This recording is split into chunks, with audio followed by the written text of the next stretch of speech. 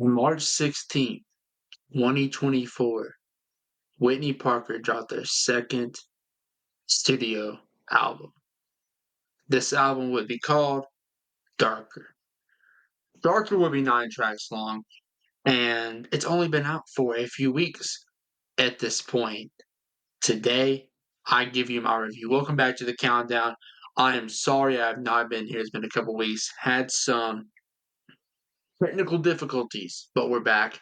And today's a special day because Whitney Parker, as we talked about on the pod before, is one of the best up and coming two artists in the game right now. And I can't wait to give you my thoughts on work that they put out about 3 weeks ago. So we're going to get into it. I have a ranking of the album, all 9 tracks. And not only do I have that, but I also have some things I want to talk about, things that I like about the album, things that I don't like about the album. But I'm going to start. I think the best song on this album is the intro Omen. Now, I've heard this song way before Darker ever dropped, but I love this song.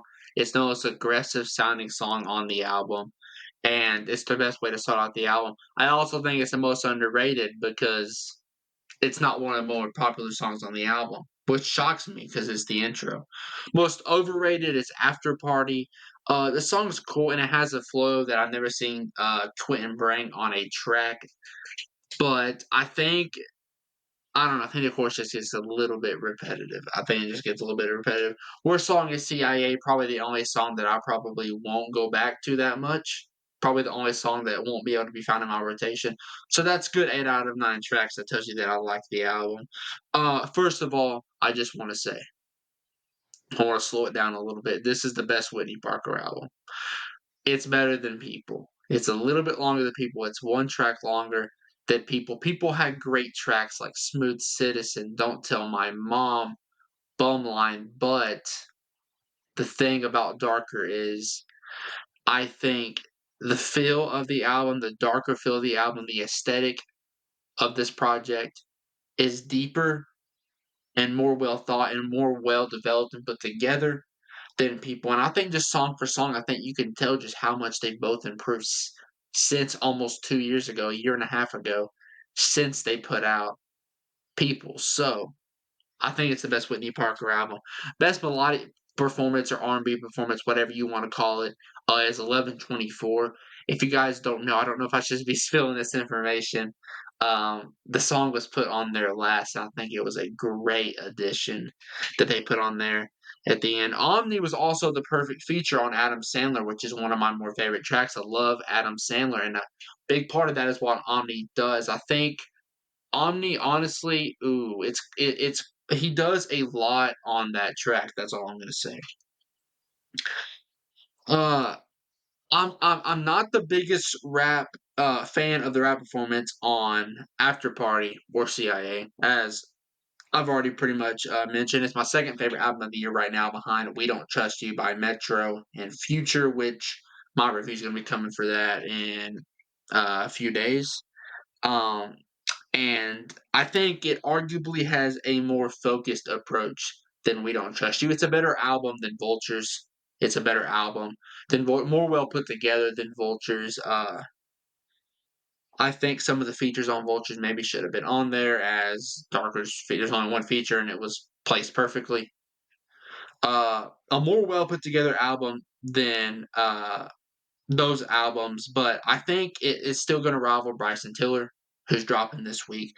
I think it's going to rival the second Future Metro album, which is coming in April, and I also think it's going to rival Party Next Door. Any album that comes out this year, I think this album definitely has a chance to be able to rival that, and I think it's album of the year contender right now. It is time for me to rank this album. This is a huge moment. This is a huge moment.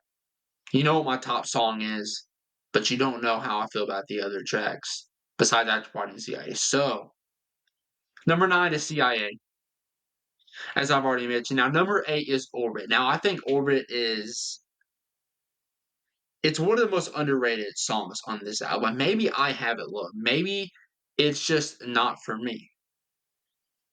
But I'm not the biggest fan of the song. I don't think it has a fast of a tempo as After Party does, as much as I um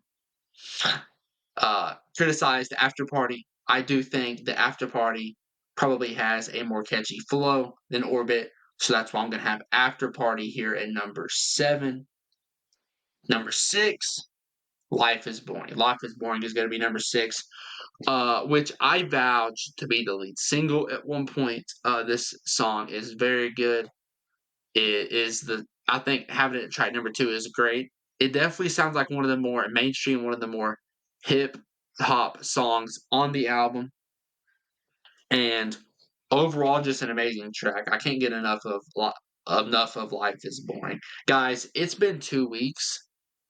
I'm getting my voice back, okay? Just give me some time, please. Number 5 is Wait. Number 5 is Wait. Probably the second best melodic performance on this album. It's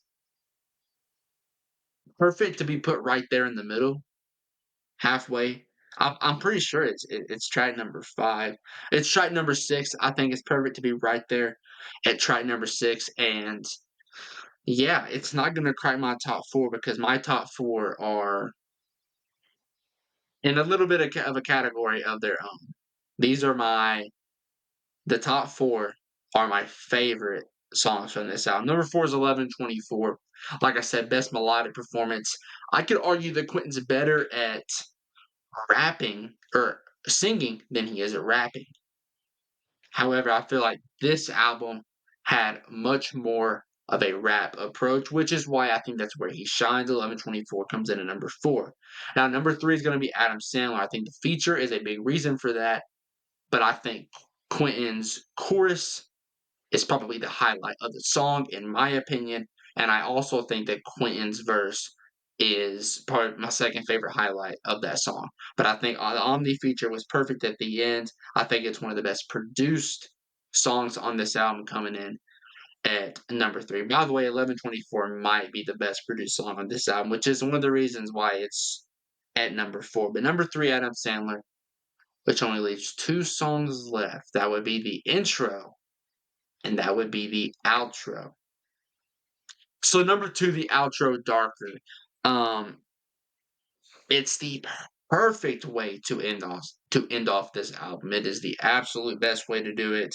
I I think it's the best mixture of melodic and rap on a performance scale from Q. I think this is it. I think this is that one song that really gets that right, because personally, I know that he likes to do both, and I know that he would have no problem blending both, which is kind of what he does here. Maybe he doesn't agree with that, but that's the feel that I get from this song.